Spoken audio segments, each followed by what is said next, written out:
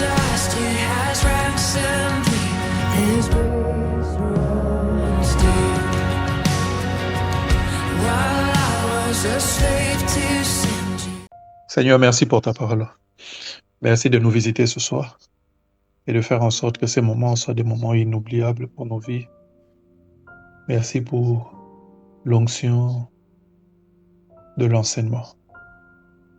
Merci parce que ce qui fait la différence dans nos vies, c'est l'onction. Éternel, l'onction n'est pas une imagination.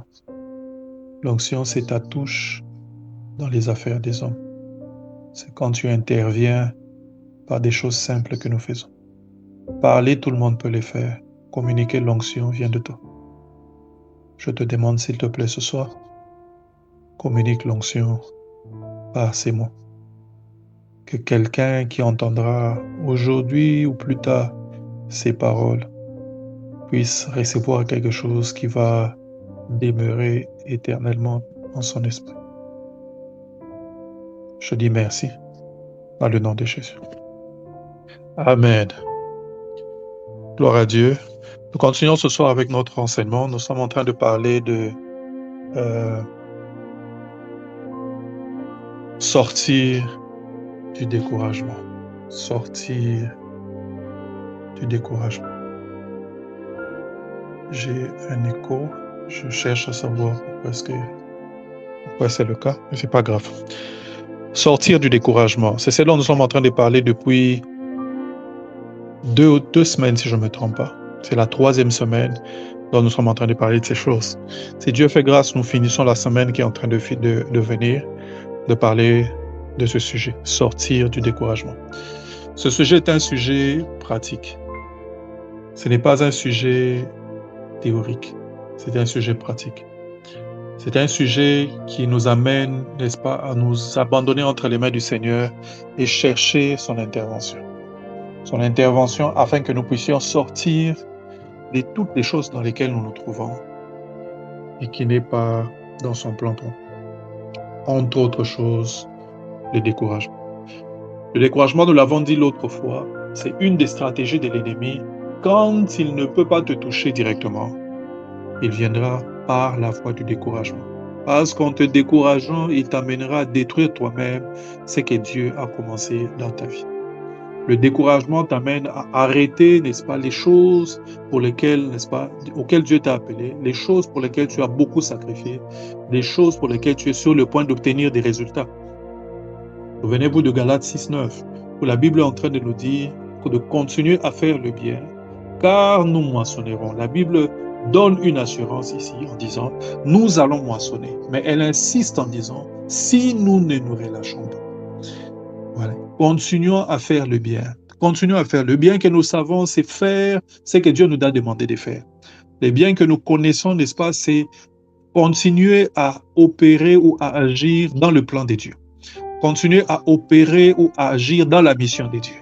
Je l'avais dit l'autre fois, une fois que tu as connu, tu sais la mission de Dieu, la vision de Dieu pour ta vie, ta part, c'est de persister et de continuer à faire cette même chose. Et bien, ce texte est en train de dire de persister, de continuer à faire le bien. Parce que si nous nous arrêtons, nous risquons de ne pas obtenir les choses que nous étions censés avoir. Galates 4:1 est en train de nous encourager en disant, n'est-ce pas,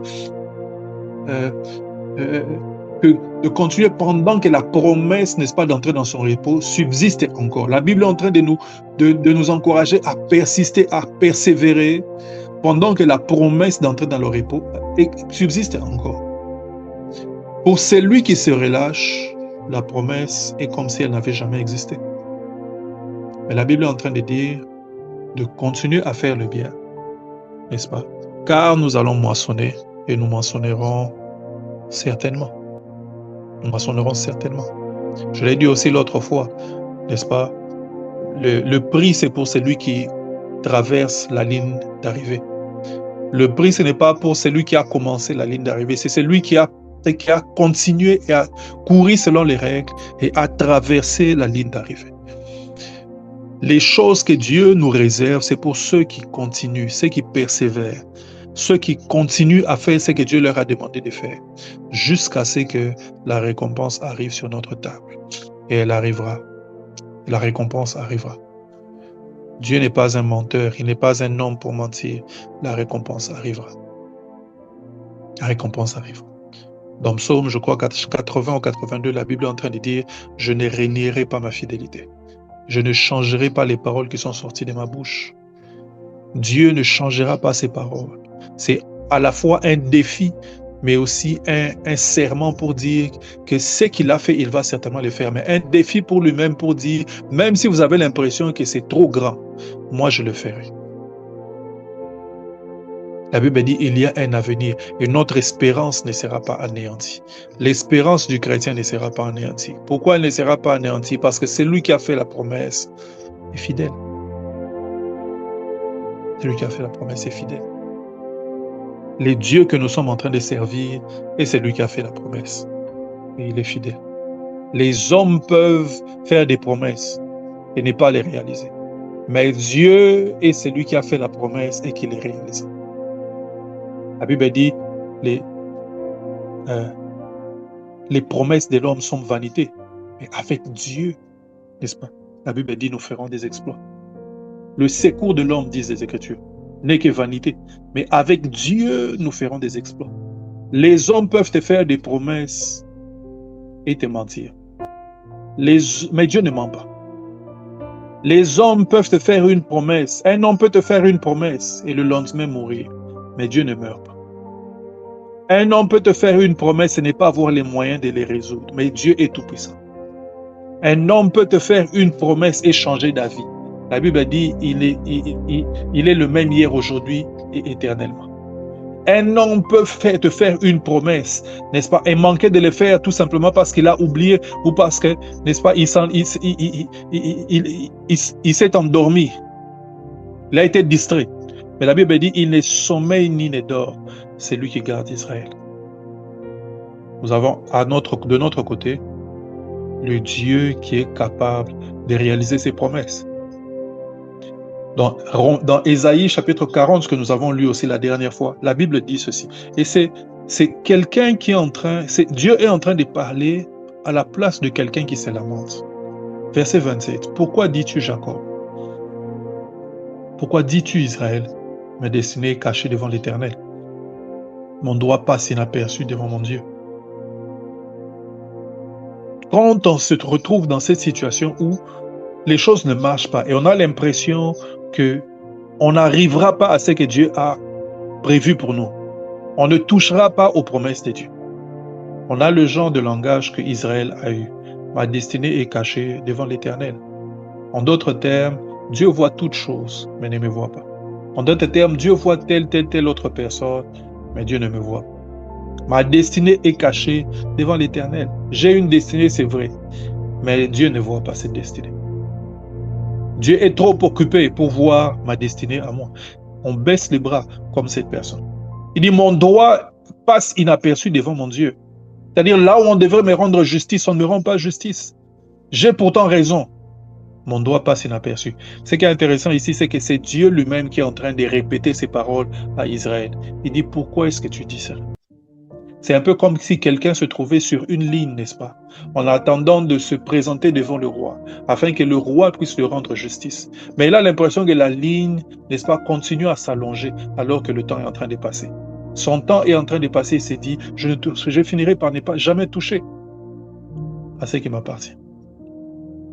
Non, il y a des ouvriers de la dernière heure. Des ouvriers qui viennent 10 minutes avant la fin. Même à ces ouvriers, le roi leur donne leur salaire. N'est-ce pas? Si tu es enfant de Dieu et que tu sers le Seigneur, étant ouvrier de la dernière heure, tu auras aussi ton salaire. Ton droit ne passe pas inaperçu. Le Dieu que nous sommes en train de servir est un Dieu fidèle. Tout ce qu'il nous demande, c'est de persévérer.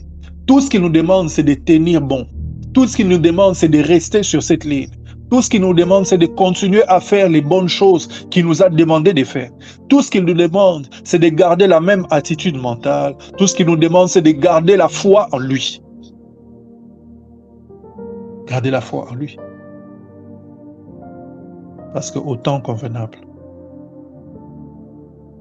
il va aussi nous récompenser. Ainsi, les choses de Dieu demandent aux enfants de Dieu d'avoir la patience et la persévérance, de rester d'aplomb sur la même chose que Dieu lui a dite jusqu'à ce que cela arrive. Jusqu'à ce que cela arrive. Et ne pas changer. Ne pas devenir comme Sarai qui a décidé, n'est-ce pas, d'aller chercher une solution ailleurs. Et rester sur la même chose. Continue à faire foi, à avoir foi en Dieu. Continue à avoir foi en Dieu. Faire un peu comme Pierre, qui a péché toute la nuit par ses propres efforts avec son expérience. Mais quand Jésus est dans la barque, il dit, c'est sur ta parole que je jetterai le filet. Eh bien, jette le filet sur la parole de Jésus. Continue à faire ce que Jésus t'a demandé de faire. Jusqu'à ce que tu tires les poissons. Et cela arrivera au nom de Jésus. Cela arrivera dans ta vie. Cela arrivera dans ma vie. Cela arrivera dans Réparateur des brèches. Cela arrivera dans les pays dans lesquels on se trouve. Cela arrivera pour tous ceux qui sont en train de s'aimer avec fidélité.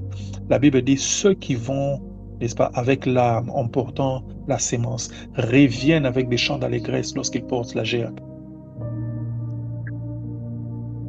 Ceux qui s'aiment avec l'âme moissonnent avec des chants d'allégresse. Le secret, c'est de continuer à s'aimer. Continuer à faire ce que Dieu nous a demandé de faire. Persévérer et ne jamais se décourager. Dans Luc chapitre 18, 1, il le dit au sujet de la prière. Il leur enseigna cette parabole afin de leur montrer qu'il faut continuer à prier. Il faut prier sans cesse et ne jamais se relâcher. Ne jamais se relâcher. Ne jamais se relâcher. La vie ne sera pas facile. Le chemin avec Dieu ne sera pas facile. Mais le chemin avec Dieu, c'est pour ceux qui savent qu'ils ne doivent jamais s'arrêter. Nous avons vu la dernière fois, n'est-ce pas, le sujet d'où vient le découragement. D'où viennent souvent les découragements. Et j'aimerais que cette partie devienne un sujet de prière pour chacun d'entre nous. D'où vient le découragement? Nous avons dit que le découragement, c'est une forme de brisement de l'esprit. Là où une personne avait un esprit vif, était courageux, n'est-ce pas, avait de l'entrain, de la motivation à faire quelque chose. Quand il y a découragement, cet esprit est dans le ténèbre. Cet esprit perd toute la motivation qu'elle avait à faire les mêmes choses. Le découragement, c'est une âme abattue et qui ne peut pas faire les mêmes choses qu'elle faisait avant. Le découragement, c'est l'état de quelqu'un qui n'a plus la même motivation de faire des choses qu'elle faisait avant. On est brisé dans notre esprit. Eh bien, qu'est-ce qui cause ce brisement dans l'esprit? Nous avons dit premièrement les attaques répétées de Madian. Madian, c'est une forme d'esprit ou représente une forme d'esprit qui vient à frapper à plusieurs reprises de la même manière, n'est-ce pas, dans les buts, n'est-ce pas, de t'enfermer dans les cavernes. Remarquez ce qui se passe dans l'histoire, n'est-ce pas, de Gédéon, dans Juge chapitre 6. La Bible est en train de dire que Madian, pendant 7 ans, avait opprimé Israël et détruisait tout ce qu'il avait. Et pour se protéger, Israël allait dans les cavernes. C'est l'attitude des personnes qui sont découragées, des personnes qui vont dans les cavernes. D'ailleurs, on voit cette attitude s'exprimer quand Gédéon est en train de parler à l'ange de l'Éternel. Où sont passés les miracles que nous ont racontés nos pères? Où sont passés ces miracles? Quand l'Éternel avait dit ceci, où sont passés les miracles? L'âme d'une personne abattue qui est dans les ténèbres et qui ne voit plus une seule lueur d'optimisme, même quand la solution se trouve devant lui. Comment cela est arrivé? Parce que Madian venait avec ses armées et frappait de façon répétée. A gardé Israël dans un certain état mental où Israël ne voyait plus de solution. Israël ne voyait plus d'accès. Israël ne voyait plus que les impossibilités. Voyait la puissance des Madians et leur incapacité de leur faire face. Les attaques répétées de Madian. Eh bien, dans le monde spirituel, il y a des fois des attaques de ce genre qui viennent de façon répétée afin de t'amener à baisser les bras. Qui viennent de façon répétée afin de t'amener à croire que toi, ta position, c'est cette position-là dans les cavernes. une position où tu dois baisser la tête, courber, n'est-ce pas, le dos devant ces esprits et ne jamais te voir arriver à certaines choses. Et l'on continue à frapper pour te rappeler que ça, c'est ta place. Tu ne peux pas aspirer à de plus grandes choses. Les attaques des Madians. Eh bien, dans le nom de Jésus et par l'onction du Saint-Esprit, je prie que les attaques des Madians cessent dans ta vie. Je prie par l'onction du Saint-Esprit que si quelqu'un était sous le coup de Madian, que ces attaques se terminent dans le nom de Jésus. Et d'ailleurs, ma prière, je veux la faire différemment. Je prie que de la même manière que Dieu a réveillé l'esprit de Gédéon, pour qu'avec 300 hommes, il puisse battre Madian, que Dieu te fasse voir qu'avec ce que tu as, Madian va tomber, et que Madian tombe entre tes mains. Que Madian tombe avec les petites choses que tu as, que tu réalises des grandes choses, et que tu ne courbes plus jamais les chines, dans le nom de Jésus. Que la destruction s'arrête. D'où vient le découragement? Nous avons dit les échecs répétés. Les échecs répétés viennent des fois comme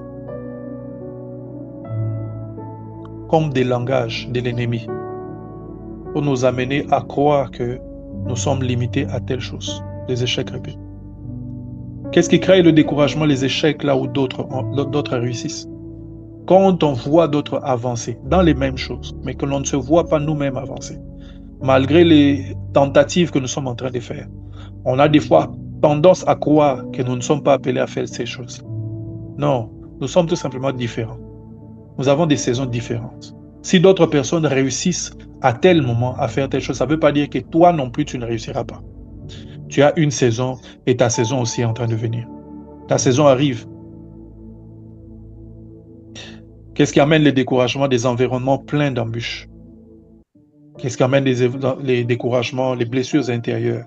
Le temps qui passe sans voir les promesses, n'est-ce pas? Des ambitions démesurées, n'est-ce pas? Ou mal placées. Quand on suit nos ambitions, au lieu de suivre la voie de Dieu, n'est-ce pas? On arrive à des échecs, et ces échecs causent les découragements. Parce qu'on confond l'ambition avec la voie de Dieu. On confond l'ambition avec la vision. On confond l'ambition avec la mission. Et quand on poursuit l'ambition et que l'on a des problèmes, n'est-ce pas, on se demande Dieu, où es-tu? Et Dieu nous demande, alors que lui nous attend dans la mission, il nous demande, où es-tu?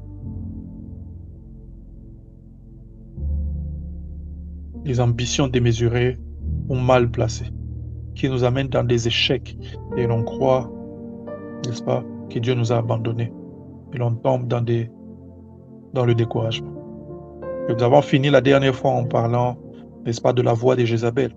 La voix de Jézabel, c'est une voix spirituelle, n'est-ce pas? Je la compare à la voix du serpent dans le désert. Remarquez ce qui se passe dans la tête de Ève quand elle entend le serpent parler. La Bible dit que quand le serpent lui parle et lui pose la question, Dieu a-t-il réellement dit que vous ne mangerez pas de tous les arbres du jardin? Ève dit non, il nous a dit qu'on peut manger tous les arbres, excepté l'arbre, n'est-ce pas, la connaissance du bien et du mal. Le serpent dit, non.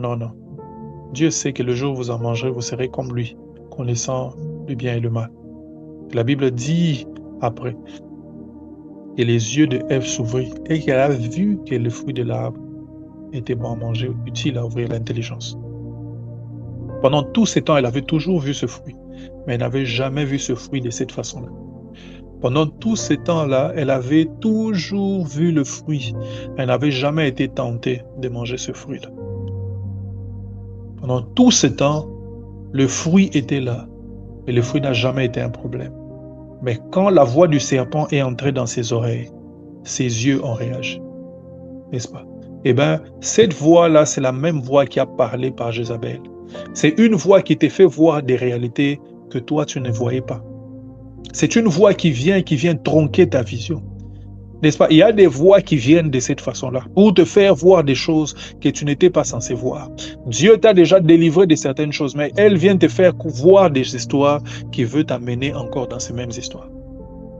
La voix de Jézabel, c'est une voix qui vient te faire voir tes incapacités au lieu de te faire voir les capacités de Dieu.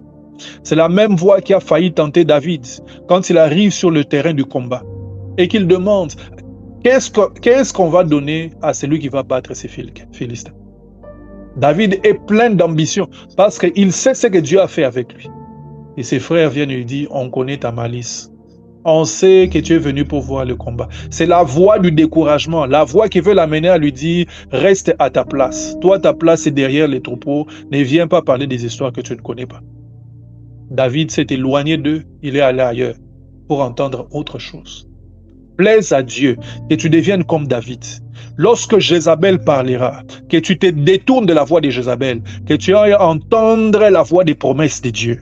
Parce que ce que David a entendu, c'est ce que l'on donnerait à celui qui vaincrait le Philistin. Que tu entendes ce que Dieu donnera à celui qui vaincra. Dans Apocalypse chapitre 3, la Bible dit, à celui qui vaincra, je donnerai telle chose. À celui qui vaincra, je donnerai telle chose. Plaise à Dieu que tu entendes la voix qui te dit ce que tu auras quand tu auras vaincu. Pas la voix qui te découragera d'emprunter le chemin de ta destinée. Alors que David est sur la voie de sa destinée, voilà que la voie du découragement arrive. Si David avait entendu la voix de ses frères, la destinée de David se serait arrêtée là. Plaise à Dieu que tu n'entendes pas la voix, n'est-ce pas, qui t'amène à voir tes incapacités, à voir tes défauts ou à te voir comme d'autres personnes te voient. Plaise à Dieu que tu vois les possibilités, que tu vois ce que tu peux avoir. Plaise à Dieu que cette voix-là retentisse en toi, plutôt que la voix de l'ennemi qui veut t'amener à t'arrêter et à ne jamais voir de grandes choses. Dans Ésaïe chapitre 40, la Bible est en train de dire, ne le sais-tu pas, ne l'as-tu pas appris? C'est le Dieu d'éternité, l'Éternel qui a créé les extrémités de la terre. Pourquoi Dieu doit nous rappeler qu'il a créé les extrémités de la terre? C'est un peu comme pour dire à celui à qui il a fait la promesse, je suis capable de le faire. Il n'y a rien qui est impossible pour moi. Je peux le faire. Il dit, il ne se fatigue pas. Ça veut dire que je ne commencerai pas quelque chose à un moment, je vais dire, non, je suis fatigué, je veux arrêter, non. Il ne se fatigue pas. La Bible dit, il ne se lasse pas. Il ne commencera pas à porter tes fardeaux et à un moment arrêter ou se fatigue. Non, il portera tes fardeaux jusqu'au bout. Et la Bible dit, on ne peut sonder son intelligence. Il n'y aura pas un problème qui lui sera posé qu'il ne saura pas résoudre. Il n'y a rien qui le dépasse. Il donne de la force à celui qui est fatigué. Il augmente la vigueur de celui qui tombe en défaillance. Les adolescents se fatiguent et se lassent. Et les jeunes gens chancellent. Mais ceux qui se confient en l'Éternel renouvellent leur force. Plaise à Dieu ce soir, parce que nous nous confions à l'Éternel. Et nos forces soient renouvelées au nom de Jésus. Plaise à Dieu ce soir, parce que nous nous confions à Dieu, que nos forces soient renouvelées au nom de Jésus. Commençons un autre chapitre ce soir. C'est comment savoir que l'on est dans le découragement. Comment savoir qu'on est dans le découragement? Quelques signes du découragement. Eh bien, je vais en citer 9. 9 signes que tu es en train de vivre le découragement. Le premier signe, c'est que la motivation de faire les mêmes choses qu'on faisait avant avec zèle n'est plus. La motivation de faire les mêmes choses que l'on faisait avant n'est plus. Quand tu avais la motivation de faire quelque chose pendant 1 année, 2 ans, 3 ans, 4 ans, 5 ans, ainsi de suite, et à un moment donné, cette motivation n'est plus là. Tu es dans le découragement. Celui qui est dans le découragement, n'est-ce pas, s'arrête même de faire des choses qu'il sait être excellent à faire et des choses qui sont même pour son bien. Arrête de faire. Les mêmes choses que tu pouvais faire, tu les arrêtes. Regardez ce qui se passe pour Pierre. Dans Luc 5, il a péché toute la nuit. À un moment, il s'est arrêté. Le matin, il s'est arrêté. Il s'est résigné. Il a dit, je nettoie mes filets, je m'en vais, je vais dormir. Il a accepté le fait que cette journée-là, c'était une journée sans fruit, sans résultat. Après avoir péché toute la nuit, il s'est résigné à croire qu'il n'y aura plus de poissons dans ses filets ce jour-là. Les mêmes choses qu'il avait l'habitude de faire. Il n'était plus capable de les faire, ou il n'avait plus la motivation de les faire. Quand on n'a plus la même motivation de faire l'œuvre de Dieu comme on le faisait avant, on sait qu'on est découragé. Quand on n'a plus la même motivation d'étudier comme on étudiait avant, alors on est découragé. Quand on n'a plus la même motivation, n'est-ce pas, d'évangéliser comme on le faisait avant, on parle de découragement. Quand on n'a plus la même motivation de prier comme on priait avant, et alors il y a un découragement. Il y a le découragement. Le découragement s'est introduit et notre esprit est paralysé. On est paralysé. Comment savoir qu'on est dans les découragements? Qu'on est tombé dans les découragements. La Bible est en train de dire, nous moissonnerons si nous ne lassons pas. Nous moissonnerons si nous ne nous lassons pas. Si tu avais commencé à faire les choses que Dieu t'a demandé de faire, continue à les faire. C'est dans la persévérance que se trouve notre salut, que se trouvent nos résultats. Se trouvent nos résultats. Nous ne nous lassons. Deuxième signe que l'on est dans le découragement. Le deuxième signe qu'on est dans les découragements, c'est que l'on ne voit plus la récompense attachée à nos engagements. On ne voit plus la récompense attachée à nos engagements passés. On ne voit plus. Eh bien, le mot important ici, c'est voir.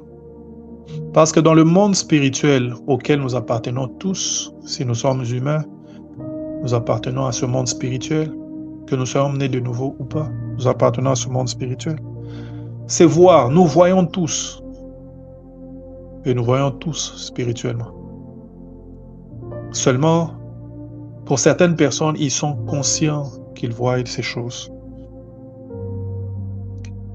Eh bien, pour nous qui sommes enfants de Dieu, lorsque on nous prêche la parole de Dieu, généralement, Dieu vient avec les promesses afin de nous motiver et de nous faire voir qu'est-ce qui est caché derrière la porte, n'est-ce pas, du principe qui nous demande, n'est-ce pas, d'engager.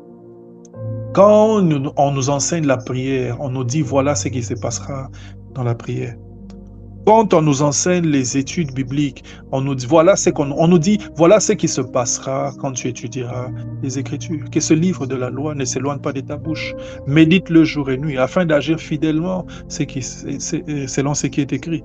Car c'est alors que tu auras du succès. On nous dit le succès viendra. Attache-toi à la parole de Dieu. Quand on nous apprend, n'est-ce pas, le donner et le recevoir, on sait, on apprend, on sait que Dieu n'est débiteur des personnes. On sait que d'une manière ou d'une autre, ces choses tombent, n'est-ce pas, sur la balance de Dieu. Et un jour ou l'autre, dans une forme ou une autre, Dieu répondra à cette aumône, Dieu répondra à cette sémence. Ce sont des promesses et des récompenses. Et bien, ces choses, nous les voyons.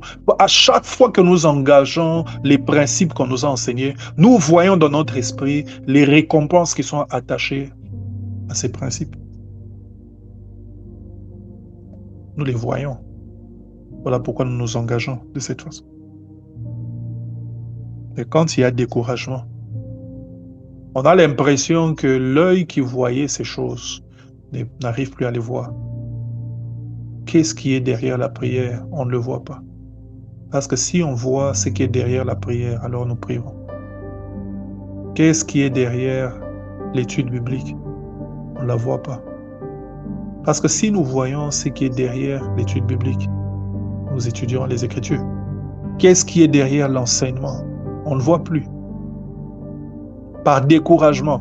Parce que si nous voyons ce qui est caché derrière, les mystères et les trésors qu'il y a derrière l'étude de la parole de Dieu, nous y attacherons. Quand quelqu'un est découragé, généralement, elle ne voit plus les récompenses qui sont cachées derrière les engagements, les principes que nous sommes en train de mettre en place. Quand Asaph est en train de prier dans Psaume 73, verset 13, il est en train de décrire, n'est-ce pas, sa situation ou les constats qu'il était en train de faire. C'est intéressant de voir qu'à un moment, il dit « La difficulté fut grande à mes yeux ». Regardez, au verset 13, il dit « C'est donc en vain que j'ai purifié mon cœur ». Regardez comment il dit « C'est donc en vain que j'ai purifié mon cœur ». Pourquoi? Parce qu'en se comparant avec les païens, il a l'impression que les païens voient ce qu'ils sont en train de faire réussir. Et lui, il est découragé dans sa vie spirituelle. Et il se dit, mais à quoi sert ce que je suis en train de faire? Bon, bref, il ne voit plus derrière ce qui est caché. Et plutôt, il ne voit plus derrière, n'est-ce pas, les principes qu'il est en train de faire. Il ne voit plus ce qui est caché derrière tout ce qu'il fait. La purification, la sanctification qu'il était en train de mettre en place. Il dit, c'est donc en vain que j'ai purifié mon cœur et que j'ai lavé mes mains dans l'innocence. Chaque jour, je suis frappé. Tous les matins, mon châtiment est là. Si je dis je veux parler comme eux, voici, je trahirai l'as de tes enfants. J'ai réfléchi là-dessus pour m'éclairer. La difficulté fut grande à mes yeux. Quand il réfléchissait jusqu'à ce point, il n'arrivait pas à comprendre. Pourquoi? Parce qu'il était sur la voie qu'il savait être la bonne voie. Mais il n'avait pas les résultats qu'il était en train d'attendre. Et son problème, c'est qu'il n'avait même plus la vision de la promesse en ce moment-là. En ce moment-là, il voyait les actes qu'il posait, mais il était découragé. Il ne pouvait plus voir ce qui était caché derrière. Et regardez ce qui se passe. Le miracle se trouve dans le verset 17. La Bible dit « Jusqu'à ce que je pénètre dans le sanctuaire de Dieu et que je prie garde au sort final du méchant. » Jusqu'à ce que j'ai pénétré dans le sanctuaire de Dieu et je prie garde. C'est au moment où il entre dans la présence de Dieu que Asaph désormais peut voir au-delà. Et il se rend compte que le chemin de ceux qui sont apparemment heureux mène vers la destruction. Mais que le chemin que lui, il est en train d'emprunter, c'est le meilleur. Et on le voit comment est-ce qu'il est en train de parler. Il dit, oui, tu les places sur des voies glissantes. Tu les fais tomber sur des... et les mets en ruine. Au quoi? En un instant, les voilà détruits. Ils sont enlevés, anéantis par une fin soudaine. Comme un songe au réveil, Seigneur, à ton réveil, tu repousses leur image.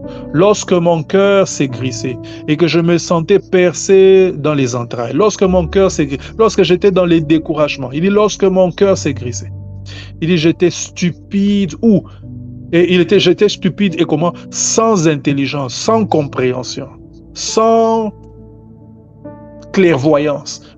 Il n'arrivait pas à voir. Il dit, j'étais à ton égard comme les bêtes. Cependant, je suis toujours avec toi. Tu m'as saisi la main droite. Tu me conduiras par ton conseil. Il commence à se souvenir de ce que Dieu fait. Tu me conduiras par ton conseil. Puis tu me recevras dans la gloire. Quel autre ai-je au ciel que toi? Et sur la terre, je ne prends plaisir qu'en toi. Ma chair et mon cœur peuvent se consumer. Dieu sera toujours le rocher de mon cœur et mon partage. Car voici, ceux qui s'éloignent de toi périssent. Ceux qui s'éloignent périssent. Tu as anéanti tous ceux qui te sont infidèles. Et il dit, pour moi, m'approcher de Dieu, c'est mon bien. Je place mon refuge dans le Seigneur l'Éternel. Asaph ne pouvait plus voir ce qui était derrière. Il ne pouvait plus voir. Et dans les découragements, c'est ce qui se passe généralement. On n'a plus une vision claire, n'est-ce pas, de ce qui se cache derrière les principes de Dieu, les engagements que nous avons pris, n'est-ce pas, la sanctification que nous sommes en train de vivre. On ne voit plus. On ne voit plus ce qu'il y a derrière la prière. On ne voit plus ce qu'il y a derrière le service. On ne voit plus ce qu'il y a derrière toutes ces choses. On ne voit plus ce qu'il y a derrière le sacrifice pour Dieu. On ne voit plus ces choses. Parce qu'on est découragé. On ne voit plus. Et parce qu'on ne voit plus, on ne fait plus ces choses. Quand tu ne vois plus, quand tu n'as plus une vision claire de la promesse qui est cachée derrière les principes de Dieu, il y a de fortes chances que tu sois sous le coup du découragement. Troisième chose qui se passe quand on est dans le découragement, ou troisième signe du découragement, c'est qu'on devient pessimiste et on ne croit plus au succès. On devient pessimiste. Est-ce que cela va arriver? Regardez ce qui se passe avec Élie, n'est-ce pas? Nous avons lu le texte, 1 Roi chapitre 19, à partir du verset 2, n'est-ce pas? Je suis resté seul et on veut monter la vie. Je suis resté seul et on veut monter la vie. On ne voit plus l'avenir, on ne sait plus, n'est-ce pas, anticiper des bonnes choses dans sa propre vie. On devient pessimiste. Les seules choses que l'on anticipe, ce sont des mauvaises choses, ce sont des échecs, n'est-ce pas, comme on les a vus. Regardez ce qui se passe avec Gédéon. Où sont passés les miracles? Il y a quelque chose de bien qui se passe devant toi. Mais Gédéon, tout ce qu'il voit, ce sont les mauvaises choses qui se sont passées jusque-là. Où sont passés les miracles? L'ange est devant toi, Gédéon. Mais pourquoi tu ne vois pas cet ange? Tout ce que tu vois, ce sont des mauvaises choses qui se sont passées. Où sont passés les miracles? On devient pessimiste et on ne croit plus au succès. On ne croit plus aux bonnes choses. Quand tu vis ça, tu es sous le coup du découragement. Et souvenez-vous, le premier jour, je vous ai dit, parmi les vérités du découragement, c'est que le découragement n'est pas une chose qui vient de Dieu. Le découragement ne vient pas de Dieu. Dieu est un Dieu qui encourage, ce n'est pas un Dieu qui décourage. N'est-ce pas? Fortifie-toi, prends courage, a-t-il dit à Josué. Fortifie-toi, prends courage. Quand il y a découragement, on a un langage négatif, un langage de regret et un langage défaitiste. On le voit avec Élie, on le voit avec Gédéon, on le voit avec Pierre, on le voit aussi dans Ésaïe chapitre 40. Pourquoi dis-tu, n'est-ce pas, disent les Écritures, mes destinées sont cachées, ainsi de suite. Quand on est dans les découragements, notre langage commence à adopter un certain langage de défaite, un langage négatif, un langage de regret. Je vais faire une prière. Que Dieu délivre ta langue des langages défaitistes. Que Dieu délivre ta langue des langages, n'est-ce pas, de résignement. Que Dieu délivre ton langage, ta bouche des langages de regret. Que désormais, quand tu parles, parle avec confiance. Parle avec confiance en l'avenir, parce que Dieu est avec toi. Parle avec confiance, n'est-ce pas, de ce qui t'arrivera. Sois dans la joie, et une joie commune, contagieuse, n'est-ce pas? Parle avec entrain, parce que Dieu est avec toi. Que le langage négatif quitte ta bouche. Que le langage de défaite quitte ta bouche. Que le langage, n'est-ce pas, des regrets quitte ta bouche. Parle avec enthousiasme. Parle avec enthousiasme. Parle avec anticipation de ton avenir. Regarde grand et parle avec joie des grandes choses qui sont en train de venir. Parce que Dieu est avec toi. Cinquième signe du découragement. Quand le découragement nous frappe, on critique. Quand le découragement nous frappe, on critique ou on a tendance à dénigrer ou à minimiser ceux qui sont zélés pour ce qu'on croyait avant, pour ce que nous faisions avant. On a tendance à critiquer ou on a tendance à dénigrer, à minimiser ceux qui sont zélés à faire les choses que nous étions en train de faire avant. On les critique, on les minimise, on les dénigre. On parle négativement de ce qu'ils sont en train de faire. Parce que nous étions en train de les faire avant. Et si tu es dans cette situation, c'est que tu es déjà tombé sous le coup du découragement. Et ce n'est pas normal. Le découragement ne vient pas de Dieu. Dieu ne vient pas décourager. Dieu ne vient pas t'amener, n'est-ce pas, à avoir un langage défaitiste. Dieu ne vient pas tuer ta foi dans les choses dans lesquelles il t'a appelé. Dieu vient t'encourager. Dieu vient te relever. Elle avait dit, tu es mon roi, tu es ma gloire, et tu relèves ma tête. Elle avait dit, tu es mon bouclier, tu es ma gloire, et tu relèves ma tête. La Bible dit quelque part, il élève ma corne comme celle du buffle. Il élève ma corne comme celle du... Dieu est un Dieu qui relève, ce n'est pas un Dieu qui abat. Et bien souvent, ceux qui sont passés par les découragements, en faisant certaines choses, et on a déjà expliqué qu'est-ce qui cause les découragements. C'est le diable qui a découragé. Est-ce que ce sont les coups de la vie? Est-ce que ce sont des blessures? Qu'est-ce qui a amené dans les découragements? Peu importe ce qui a amené dans le découragement. On se retrouve à ne plus faire ce qu'on est en train de faire. Et quand quelqu'un d'autre est en train de le faire, on dit, nous aussi on était comme ça. Nous aussi on faisait telle et telle chose. Nous aussi on avait un zèle similaire.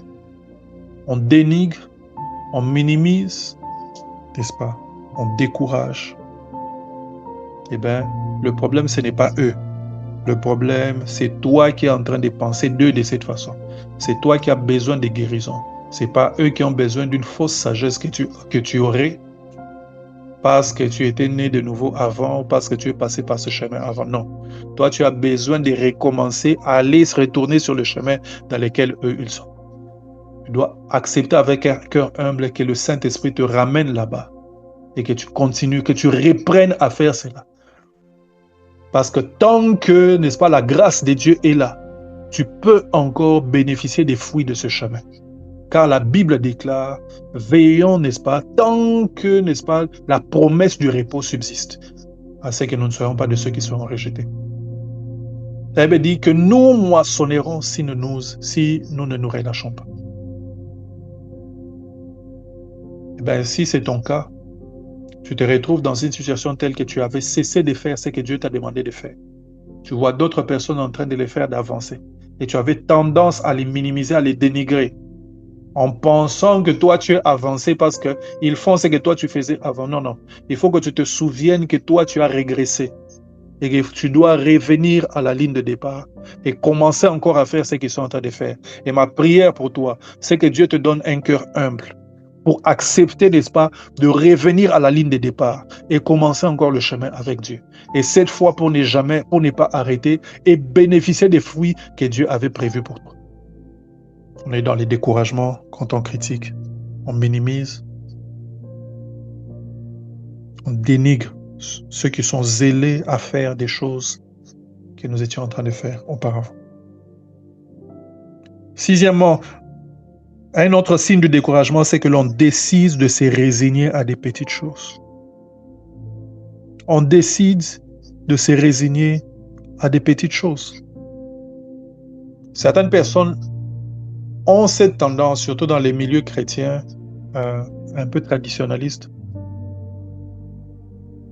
à croire que c'est de l'humilité de ne pas voir grand. Ils pensent que avoir un langage défaitiste, un langage sans audace, c'est de l'humilité. Non. Le problème, c'est dans quoi est-ce que tu places ton audace. Si c'est dans tes propres ambitions, alors c'est de l'orgueil. Mais si ton audace, c'est sur la parole de Dieu, si ton audace, n'est-ce pas, c'est sur ce que Dieu a dit, sur la mission que tu as, sur la vision que Dieu a pour toi, même quand tu n'as pas encore des fruits, mais tu es têtu et tu restes là-dedans. Si ton audace, c'est dans ce dans quoi Dieu t'a appelé, alors tu es encore humble, même si tu es audacieux. L'audace, ce n'est pas de se résigner à des petites choses, parce que l'on a connu quelques setbacks, quelques difficultés, quelques challenges. On se résigne à des petites choses et on commence à voir les langages des petites choses. Et on pense que c'est ça l'humilité. Non, non. Jésus était un audacieux. Détruisez ce corps, n'est-ce pas, ce temple, je le rebâtirai en 3 jours. Toi, tu vas rebâtir le temple en 3 jours. Détruisez ce temple, je le rebâtirai en 3 jours. N'est-ce pas? Vous, Abraham, que vous appelez Père, n'est-ce pas? Il a désiré voir mon jour. Jésus était un audacieux. Il n'avait peur des personnes. Il disait la vérité. Si tu ne bois pas mon sang, si tu ne manges pas mon corps, tu ne peux pas avoir de part avec. Jésus. Jésus était audacieux. Se résigner dans des petites choses, ce n'est pas de l'humilité. Des fois, se résigner dans les petites choses, c'est une mentalité défaitiste. C'est d'accepter la défaite avant la fin du combat. C'est jeter l'éponge. C'est se coucher, n'est-ce pas, dans le ring. C'est sortir de la course alors que tu es encore fort. Tu ne sais pas ce qui va arriver. C'est résigner à des petites choses et pas de Dieu. C'est résigner à des petites choses. Nous avons le mandat de croire en la promesse de Dieu, pas le mandat de nous attacher à des choses médiocres. Nous avons le mandat de croire à l'appel de Dieu, peu importe ce qu'il est. Même si ce n'est pas quelque chose d'honorable pour les hommes. Nous avons le mandat de croire à la promesse de Dieu, de croire à l'appel de Dieu et de rester audacieux dans cet appel. Même si ça ne correspond pas à ce que les gens se disent, n'est-ce pas, de la grandeur, se disent, n'est-ce pas, de la gloire. Même si ça ne correspond pas à cela. Nous avons, nous, le mandat de croire à la vision de Dieu. Peu importe comment est-ce que ça se... Pas croire à des petites choses. Pas croire à des petites choses. C'est à la vision que nous devons aspirer. Et pas croire à des petites choses. Eh bien, quand il y a découragement, plusieurs personnes reculent et poursuivent des petites choses. Ils ne veulent plus oser. Ils ne veulent plus avoir le langage des gens qui osent. Ils ne veulent plus avancer avec audace. Ils ne veulent plus payer le prix. Ils ne veulent plus souffrir dans leur corps, dans leur mental. Ils veulent s'arrêter à ce qu'ils croient être possible. Ils veulent faire comme Lot et ses filles quand ils sortaient de Sodome. Et les anges disaient, allez à la montagne. Ils ont dit, voici Tsoar. Laissez-nous aller à Tsoar. Tsoar veut dire petit. C'était une petite ville. Mais Dieu les appelait à la montagne qui était grande.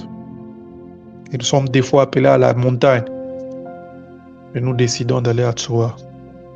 Parce que nous voyons les possibilités de Tsoar. Nous voyons que nous sommes capables de faire Tsoar. Et nous voyons les difficultés de la montagne. Et nous disons non, laissons la montagne. Allons à Tsoar. Que Dieu te délivre de cette mentalité au nom de Jésus. Que Dieu te délivre de cette mentalité. Que les petites choses ne deviennent pas pour toi une vision. Que la vision de Dieu reste la vision. Que la mission reste la mission. Que les petites choses ne deviennent pas ce à quoi tu t'attaches. Puisses-tu t'attacher à l'appel de Dieu. Septième chose. Septième signe. Quand il y a découragement, on revisite nos convictions passées.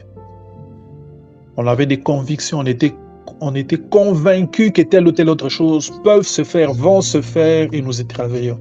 Eh bien, nous révisiter dans le sens de nous sommes en train de faire une révision de ces convictions. C'est vrai que je croyais en ça, maintenant je crois en ça.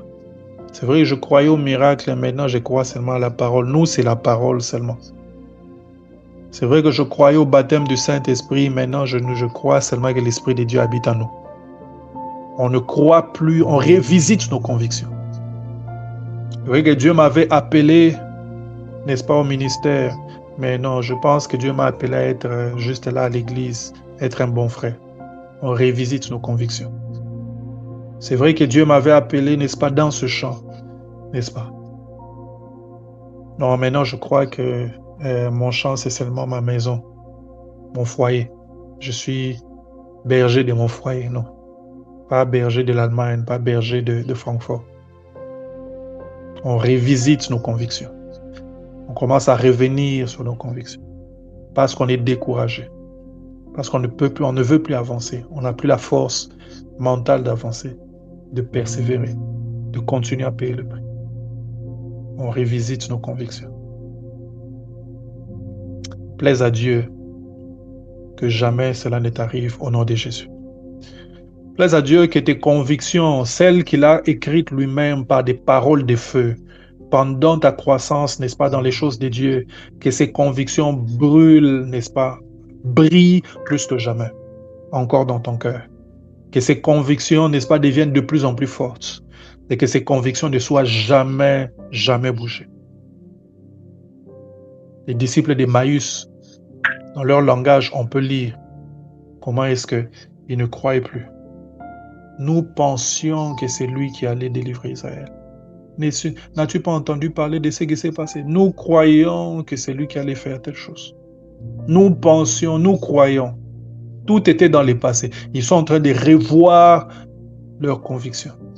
Changer, c'est en quoi ils étaient en train de croire. Ils étaient dans ce processus où ils croyaient fortement en Christ.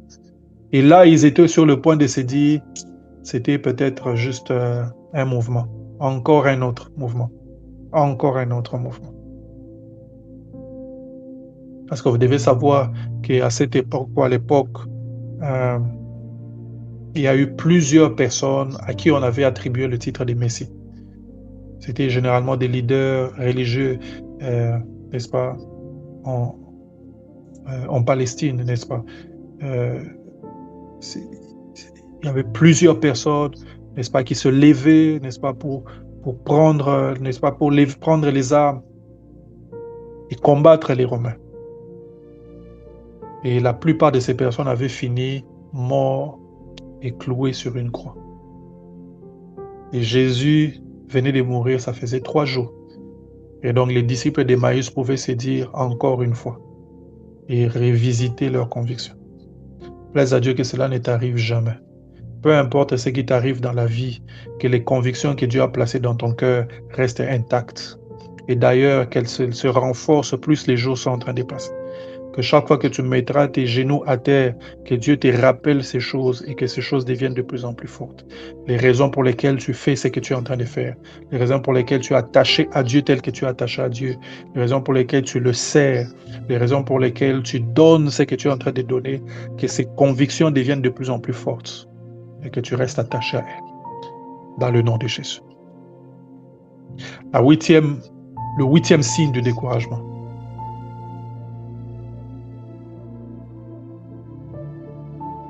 C'est que l'on se retire de tous et on préfère la solitude. Quand vous voyez un homme ou une femme qui vit dans la solitude, souvent il y a le découragement derrière. Le découragement donne un sentiment, n'est-ce pas, d'échec, un sentiment de honte, n'est-ce pas, quand on pense à soi-même, qui fait que plusieurs personnes préfèrent rester seules plutôt que de se retrouver au milieu de plusieurs personnes. Là où d'autres personnes ne le jugent même pas sur base de telle ou telle autre chose. Peut-être d'autres personnes voient même des choses positives. Tout ce que cette personne est en train de voir, ce sont ces choses négatives, ces échecs, ces manquements, ces difficultés. Eh bien, au lieu de s'exposer à un tel environnement de honte, la personne se retire et reste seule. C'est une façon, n'est-ce pas, de dealer de faire face, n'est-ce pas, à son découragement, à ses sentiments intérieurs. Et ce qui s'est passé avec Élie, qui est allé dans un désert, qui s'est assis et qui s'est endormi. Et c'est important de noter qu'avant même d'aller dans le désert, il laisse son serviteur. Donc là où il veut aller, il ne veut pas aller avec son serviteur, il veut aller seul. Et Élie est dans un tel état mental que son serviteur ne doit pas être là avec lui. Il veut rester seul. Il veut mourir seul. Et c'est ce que le découragement fait dans la vie de plusieurs personnes. Ça crée, n'est-ce pas, des dépressions, ça crée des sentiments, des émotions qui t'amènent, n'est-ce pas, à te voir négativement. Et tu ne veux pas rester avec d'autres. Le retrait est souvent un signe qu'une personne est en train de traverser un découragement. La 9e chose, et c'est la dernière, signe de découragement, les rêves sont brisés. Et des fois, n'ont même plus de sens. Les rêves sont brisés. Et des fois, n'ont même plus de sens. Les choses que l'on rêvait de soi-même, les choses dans lesquelles on se voyait, les choses qui nourrissaient notre fantaisie, nos fantasmes, ne sont même plus là. Ils sont brisés. Et même quand on y pense, ils n'ont plus de sens pour nous. C'est souvent un signe que l'on est découragé. On va prier. Seigneur Jésus, merci pour ce temps. Merci de nous avoir écoutés. Merci de nous avoir visités par ta parole. Quelqu'un ce soir avait besoin d'entendre ces choses.